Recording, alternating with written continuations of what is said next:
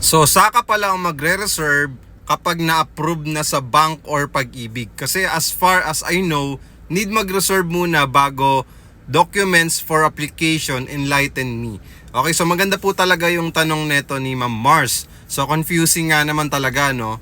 From the word itself, pre-approval tsaka yung approval. So ibig sabihin po ng pre-approval stage po, dun pa lang po sinasala na po yung requirements natin. So for example po, nasala na yung requirements natin ni Pag-ibig tsaka ni Bangko, dun pa lang tayo papayagan ni developer mag-reserve. Kasi kapag hindi niya sasalain, okay, mataas yung chance na ma-disapprove ka kapag hindi compliant yung yung requirements mo. Okay, kung kulang yung requirements mo, kulang yung capacity to pay mo, yung basic or gross income mo kulang siya, hindi siya sapat doon sa monthly amortization, okay?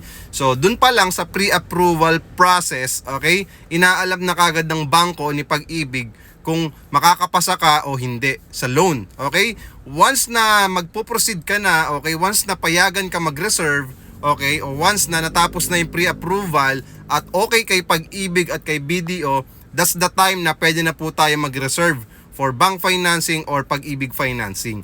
Hindi pa siya yung literal na approval na agad. Hindi, pre-approval pa lang. Ibig sabihin, chine-check po muna yung requirements nyo, yung COEC nyo, yung payslip ninyo, kung business ITR ninyo, okay? So, ganun po siya. So, yung approval, magre-reserve talaga muna tayo. Maganda lang dito, no down payment po, Ma'am Mars, ha? No down payment tayo dito, 10K to 25,000 cash out only. Tapos, kapag nag-reserve na tayo, 30 to 90 days, meron ka ng approval sa bank or Pag-ibig. Okay, so ganun lang po siya kabilis. So sana nakatulong po itong video na to para sa inyo.